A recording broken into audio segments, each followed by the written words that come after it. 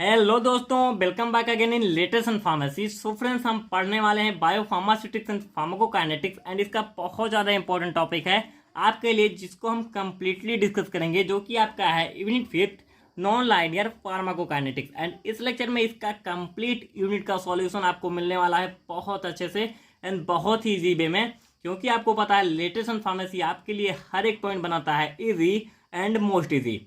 And इसका notes आपको मिलेगा हमारी वेबसाइट www.latestinpharmacy.com। कोई जरूरी नहीं आप पूरा का पूरा ये डालें लिंक, आप डालेंगे केवल लेटेस्ट इन फार्मेसी, आपको मिलेगा। आपको जो भी आप चाहते हैं वो नोट्स, जो भी लेक्चर्स हैं उसका ऑलरेडी नोट्स वहाँ पर अपडेटेड है। जो कुछ बचा है वो हम जल्द से जल्द एग्जाम के बहुत ज़्यादा पहले, नियर अबाउट आपको फ्यू डेज के अंदर अपडेट मिल जाएगा।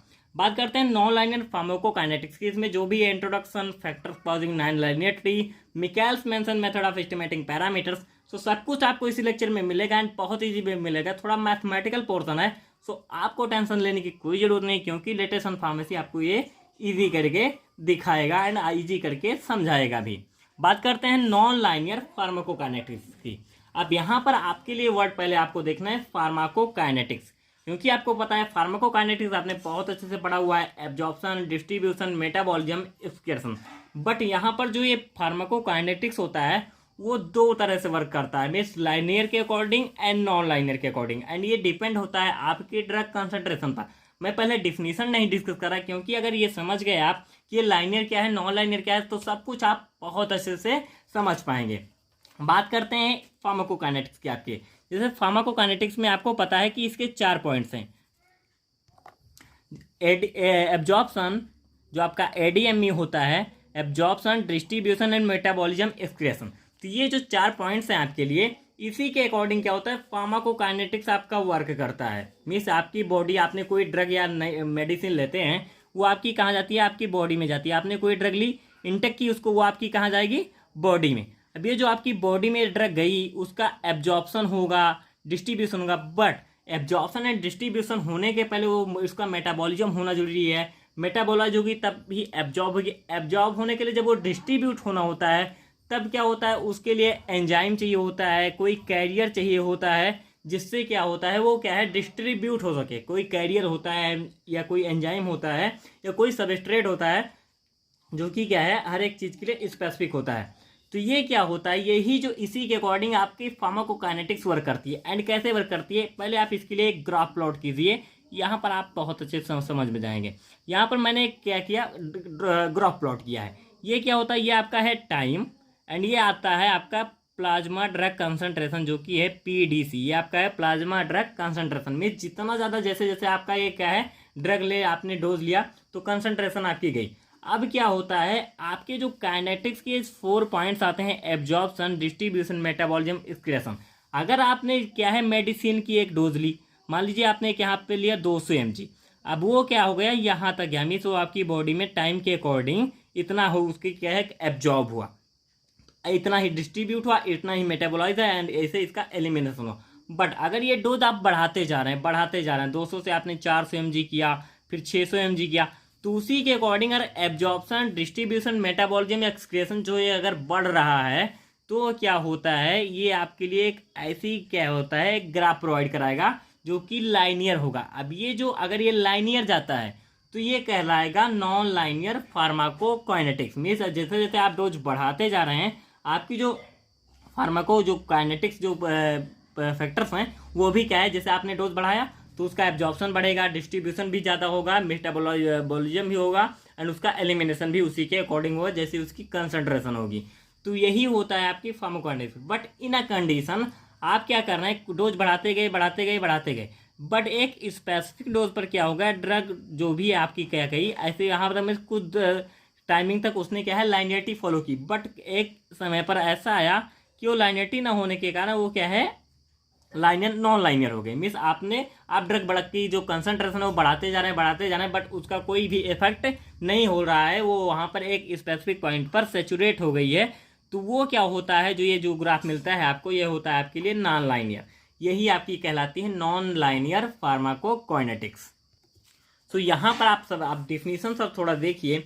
The rate process of drug ADME are dependent upon carrier or enzymes that are substrate specific. जैसे आपको पता है हर एक कैरियर, हर एक एंजाइम के लिए क्या है, सबस्ट्रेट जो होते हैं वो स्पेसिफिक होते हैं, have definite capacities and are susceptible to saturation at a high drug concentration. अब यहाँ पर जो ये प्रॉब्लम होती है वो क्यों होती है, जो नॉन लाइनियरिटी, जैसे आपको पता है आपका कोई भी अगर ये एंजाइम है तो ये जो एंजाइम है आपका, इस पे एक स्पेसिफिक प्लेस है कि एक इतना ही यहाँ पर सबस्ट्रेट बाइंड कर सकता है, जो भी ड्रग है इतना बाइंड कर सकती है।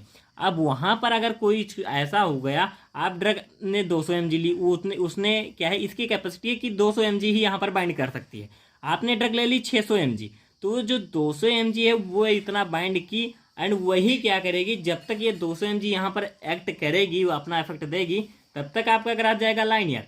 बट क्या है, आपने 600 mg जी, तो कंसंट्रेशन आप 600 400 जितना 1000 mg कर दें, उसका कोई इफेक्ट नहीं पड़ेगा। तो उसी के अकॉर्डिंग जब तक ये नॉन लाइनर फॉलो जब तक ये लाइनर फॉलो कर रहा है, एंड कुछ देर बाद ये क्या करेगा, जीरो ऑर्डर जो काइनेटिक्स फॉलो करने लगता है, इसी को कहते हैं नॉन लाइनियर फार्माकोकाइनेटिक्स। यही आपका डिफिनीशन कहता है।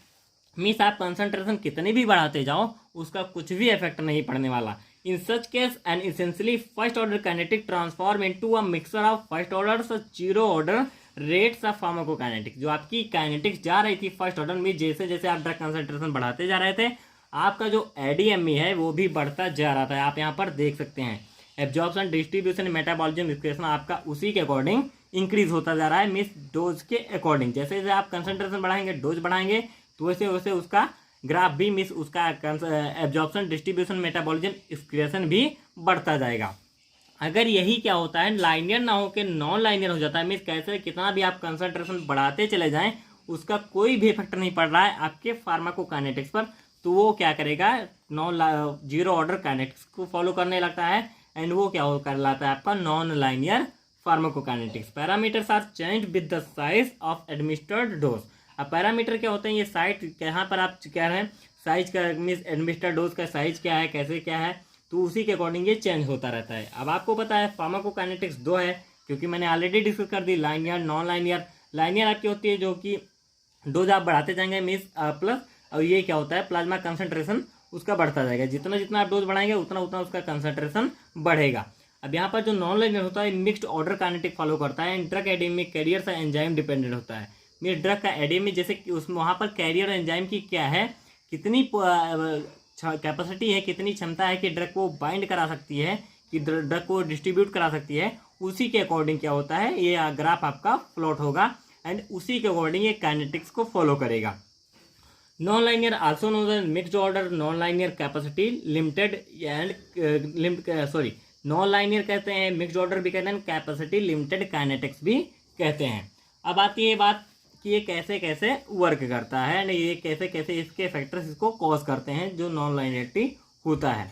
It is dose dependent kinetics, vitamin C, naproxen, जैसे ये क्या होते हैं, आपका विटामिन सी है, ये भी नॉन लाइनियरिटी फॉलो करता है। Factors that causing non linearity. अब कौन कौन से ऐसे फैक्टर्स हैं जो कि नॉन लाइनियरिटी को कॉज करते हैं, जैसे आपका आता है, इसमें मेनली 4 फैक्टर्स इन्वॉल्व होते हैं, जो कि आपके काइनेटिक्स हैं, एब्जॉर्प्शन, डिस्ट्रीब्यूशन, मेटाबॉलिज्म, एक्सप्रेशन, यही आपके 4 फैक्टर्स हैं जो कि नॉन लाइनियरिटी अकर करते हैं।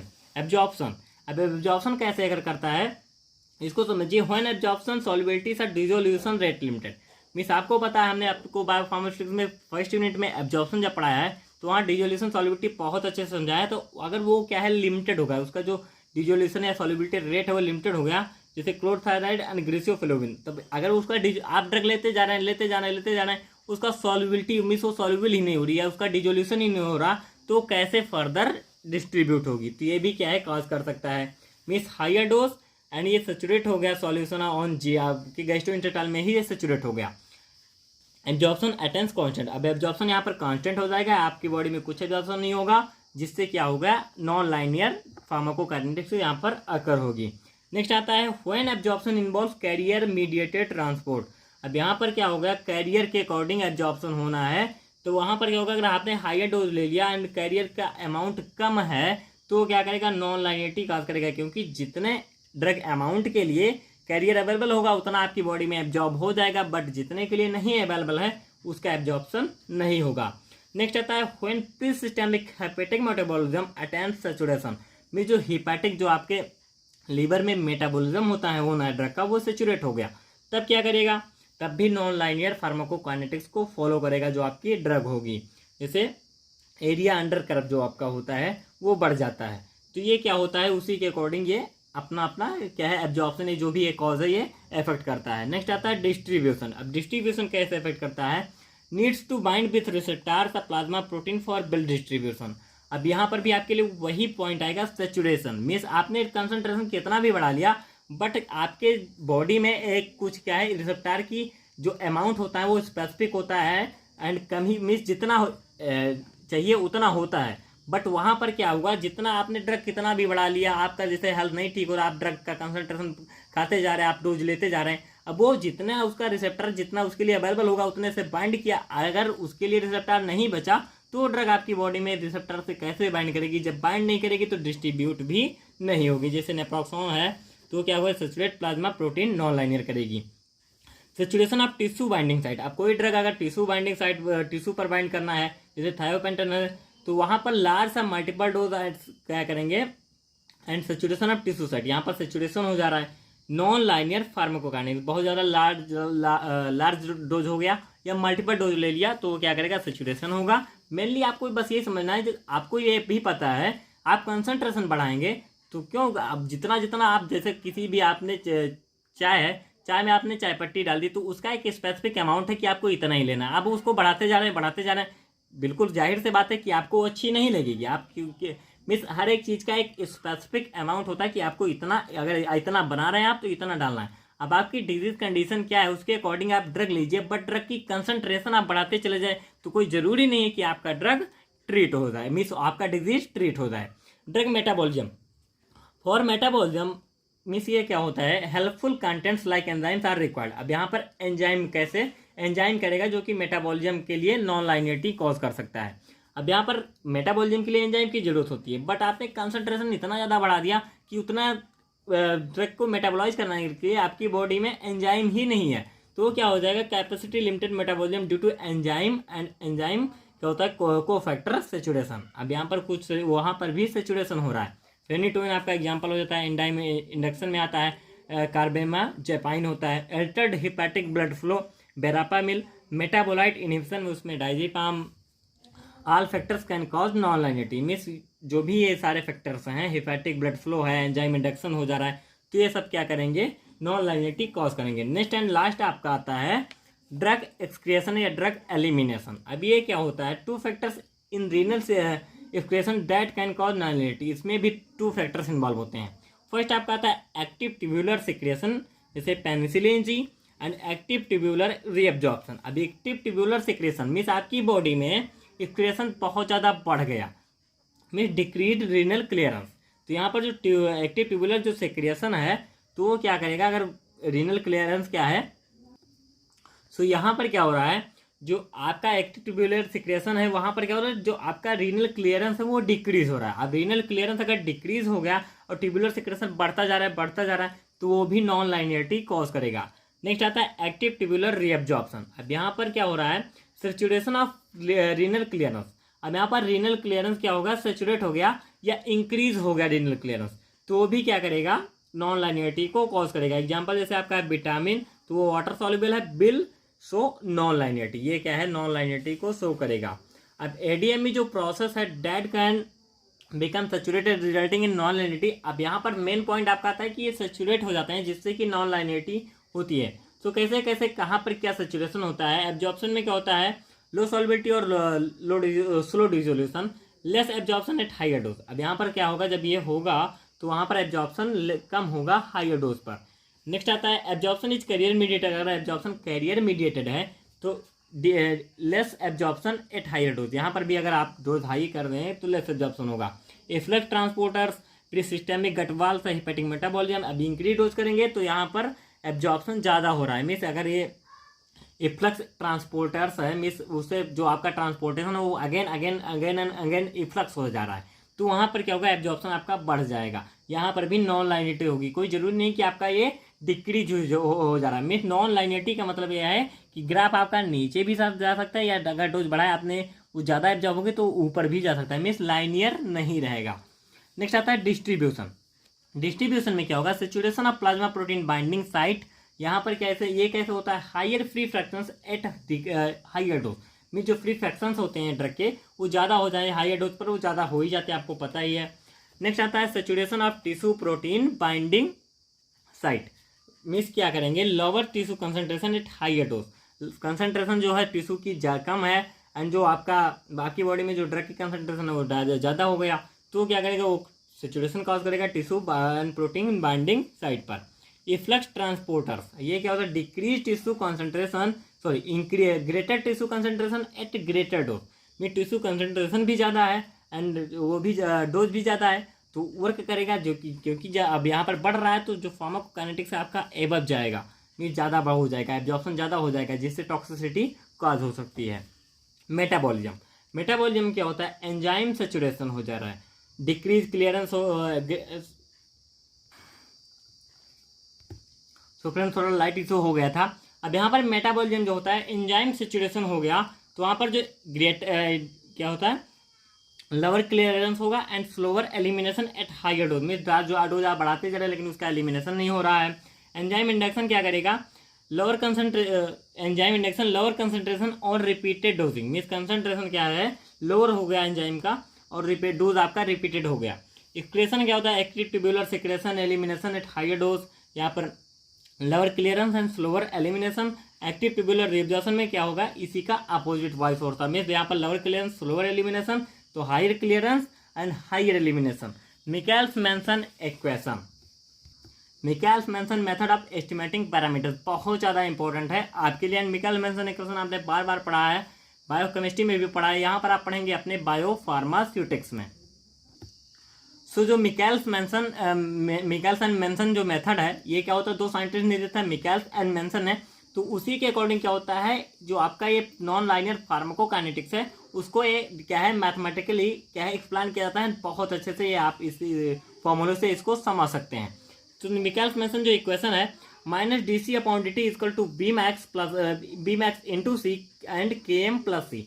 अब यहाँ पर जो minus D C upon D T आपका कंसंट्रेशन रेट है, rate of decline of drug concentration with time, means minus लगा हुआ है, तो कंसंट्रेशन आपका जो टाइमिंग के अकॉर्डिंग, जैसे यहाँ पर आप देखिए जो आपका ये टाइम है एंड ये प्लाज्मा ड्रग कंसंट्रेशन है, तो ये आपका जैसे आपको पता अगर ये नॉन लाइनियर रहेगा तो ये स्ट्रेट जाएगा, बट क्या होता है नॉन लाइनियर में क्या होता है, ये कुछ समय तक फर्स्ट ऑर्डर फॉलो करता है, उसके बाद ये नॉन लाइनियर हो जाता है। तो ये जो कंसंट्रेशन जो टाइम के अकॉर्डिंग जो डिक्रीज हो रहा है, means rate of declining of concentration accordingly to time, तो यही क्या होता है आपका D C upon D T होता है। एंड बी मैक्स क्या है, theoretical maximum rate of the process, means एक ऐसा पॉइंट रहेगा जैसे आपका ये 200 है mg है, फिर 400 mg है, फिर 600 है, एंड ये यहाँ पर 800 mg है, तो एक स्पेसिफिक कंसंट्रेशन पर क्या होता है, एक जगह पर ऐसा आएगा कि उस टाइम पर आपका जो प्लाज्मा कंसंट्रेशन होगा ड्रग का सबसे ज़्यादा होगा, उसी को कहते हैं बी मैक्स। तो यहाँ पर ये क्या होता है आपका, ये बी मैक्स है, जैसे आप समझ देख सकते हैं यहाँ पे, ये आपका होता है प्लाज्मा ड्रग कंसंट्रेशन, एंड ये जो होता है ये यहाँ पर चल रही है आपकी फर्स्ट ऑर्डर काइनेटिक्स, एंड ये इंटरमीडिएट डोज पर, मीन्स आपने 200 mg से 400 mg किया तो वहाँ पर मिक्स्ड ऑर्डर हुआ, वहाँ पर मीन्स इंटरमीडिएट डोज पर मिक्स्ड ऑर्डर हुआ, वहाँ पर फर्स्ट ऑर्डर एंड वो जीरो ऑर्डर दोनों फॉलो कर रहा है, एंड एक जगह पर वो केवल जीरो ऑर्डर ही फॉलो करने लगता है, एंड उस एक स्थान पर जहाँ से ये फॉलो करना स्टार्ट करता है वहीं पर आपका बी मैक्स आता है। एक कंप्लीट प्रोसेस में केवल एक ही बार आपका बी मैक्स आता है, जो कि आपका theoretical maximum rate of the process होती है। केम आपका मिकेल्स कांस्टेंट है। अब इसको समझिए कि कैसे कैसे इसमें हम चेंजेस कर सकते हैं। सो यहाँ पर 3 सिचुएशंस होती हैं, 3 सिचुएशंस है can be considered depending upon the values of के एम एंड सी। तो आपका जो मिकेल्स कांस्टेंट है एंड कंसंट्रेशन है उसके अकॉर्डिंग यहाँ पर आपके 3 सिचुएशन के अकॉर्डिंग इसको आप एक्सप्लेन कर सकते हैं। फर्स्ट आपका आता है व्हेन के एम इजिकल टू सी। अब के एम आपका जो मिकेल्स कांस्टेंट है उसकी वैल्यू अगर सी के बराबर हो जाए तो यहाँ पर आप कंसीडर कर सकते हैं इफ के एम इजिकल टू 1। यहाँ पर आपने कंसीडर किया अगर के एम की वैल्यू 1 है तो आपको पता है कि के एम सी के इक्वल टू है, मीन्स के एम की जो वैल्यू होगी वही वैल्यू सी की होगी।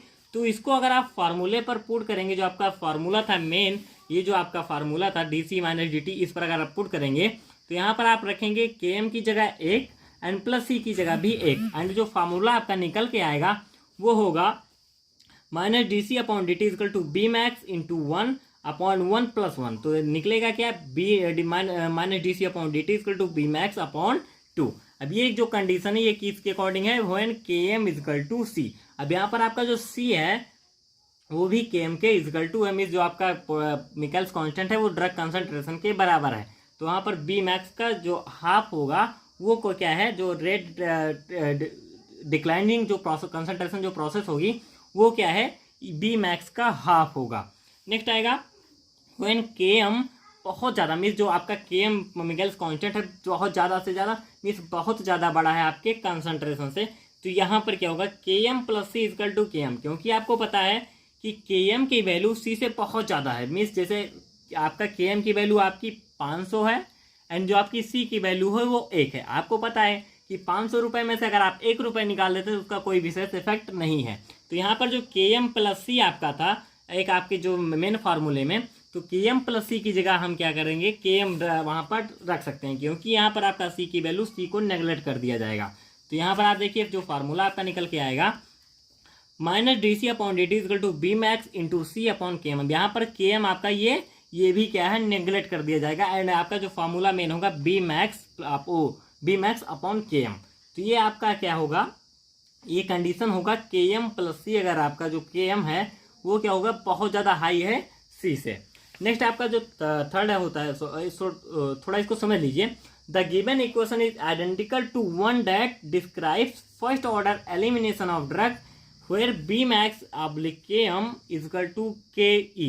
मीन्स जितना ज़्यादा उसका कंसंट्रेशन होगा एंड मिकेल्स कांस्टेंट होगा तो एलिमिनेशन ऑफ ड्रग क्या होगा, जो ड्रग का एलिमिनेशन है उसको ये डिस्क्राइब करता है, जो आपका ये फॉर्मूला है। This means that the drug concentration in the body that results from usual dosage regimens of most drugs is well below the km of the elimination process. Means अगर क्या होता है आपके बॉडी में ड्रग में जो आपकी बॉडी में km की वैल्यू क्या होती है, जो डोसेज आपने लिया उसके अकॉर्डिंग है, तो वहाँ पर वो क्या करेगा, एलिमिनेशन प्रोसेस आपकी ज़्यादा हो जाएगी। मीन्स अगर उसके बेलो में है तो यहाँ पर एक्सेप्शन आपका टू ड्रग्स का है, फेनोटोइन एंड अल्कोहल का। आपकी थर्ड कंडीशन क्या है, व्हेन के एम इज मीन्स बहुत ज़्यादा छोटा है, के एम आपकी वैल्यू आपकी it is too low to concentration, means ये बहुत ज़्यादा लोअर है कंसंट्रेशन की, मीन्स के एम की वैल्यू आपकी बहुत कम है एंड कंसंट्रेशन आपकी बहुत ज़्यादा है। तो वहाँ पर के एम प्लस सी सेम फार्मूला आपका लगेगा। जब के एम कम है तो यहाँ पर के एम को हम निगलेक्ट कर देंगे एंड सी को हम लेके चलेंगे। तो फार्मूले पर आप पुट करेंगे minus D C upon D T equal to V max. आपको पता है के एम प्लस सी आपका सी हो गया, तो आपका जब अगर आप रखेंगे यहाँ पे, आप इसको समझिए, आपको पता है minus D C upon D T equal to V max into C upon K M plus C. अब आपको पता है K M plus C equal to C है, तो यहाँ पर आपने रखा V max into C upon C, C से सी कट गया, तो आपका minus D C upon D T equal to V max. अब ये सब कुछ आपका था, ये कैसे कैसे कंडीशन क्या क्या हैं जो कि इस फार्मूले को चेंज करती हैं। अब आता है आपका एस्टिमेशन प्रोसेस, एस्टिमेशन ऑफ के एम एंड बी मैक्स। सो इसके लिए आप एक ग्राफ प्लॉट करेंगे एंड ग्राफ में यहाँ पर क्या होगा, जो भी आपका फॉर्मूला है उसका आप करेंगे इंटीग्रेशन। सो फर्स्टली आप देखिए, एंड ये जो हो रहा है आपका parameter such as K M of V max calculated from the plasma concentration time data collected after IV bolus administration. अब ये जो आपने ये जो फॉर्मूला आपके लिए जो एस्टिमेशन होगा, ये आईवी बोलस एडमिनिस्ट्रेशन जब आप करेंगे ड्रग का, उसके अकॉर्डिंग ये आपका ये फार्मूला जनरेट किया गया है। Of a drug with non liner elimination kinetics bye integration equation. अब यहाँ पर आप लीजिए, आपकी जो जनरल इक्वेशन थी आपने उसका किया इंटीग्रेशन ऑफ एबव इक्वेशन, तो वहाँ पर आपका आएगा लॉग सी। अब यहाँ पर जो आपका y बराबर एम एक्स प्लस सी जो इंटीग्रेशन फार्मूला है उसके अकॉर्डिंग इसको हम लेके चलते हैं, तो वो आपका मैथमेटिकल पोर्शन है, उसको आप यहाँ पर समझने की आपके लिए कोई जरूरत नहीं है। आप इतना समझिए यहाँ पर क्या हो रहा है, इंटीग्रेशन, तो यहाँ पर आप क्या है लॉग ले रहे हैं, तो यहाँ पर लॉग सी इजकल टू क्या हो जाएगा, लॉग सी नॉट। ये डायरेक्ट आपका जो y बराबर एम एक्स प्लस सी है उसी फार्मूले के अकॉर्डिंग इसको क्या है, इस फार्मूले को उस पर चेंज कर दिया गया है बस। अब यहाँ पर log C equal to log C not plus C not minus C upon 2.303 आपका एक एम की value minus V max upon 2.303 K M. तो ये आपका हो जाता है जो एस्टिमेशन ऑफ के एम एंड बी मैक्स का। अब यहाँ पर जो आपका सेमी लॉग प्लॉट किया गया है, इसके अकॉर्डिंग अगर आप लेते हैं semi log of C versus T, log c equal to log c not. अब यहाँ पर आपने इसका क्या, ये जो आपका ये पढ़ाया गया है मीन्स ये कोई पार्शियल लिया गया है, ये कोई ज़रूरी नहीं किया जाए, बट यहाँ पर इसको क्या है पढ़ाया गया। तो ये जो लाइनर हुआ इसके अकॉर्डिंग जो सेमी लॉग बनाया गया उसका फार्मूला आपका ये हो जाता है log c equal to log c not minus V max upon 2.303 km। तो ये आपका सब कुछ था, फुल यूनिट आपकी कंप्लीट हो चुकी है एक ही लेक्चर में। कोई डाउट हो ना समझ में आया आप हमको जरूर पूछें, हमसे कमेंट बॉक्स में, पर्सनल व्हाट्सएप पर। एंड नोट्स आपको मिलेगा www.latestonpharmacy.com हमारे वेबसाइट पर। So like share my video, subscribe my channel latest pharmacy.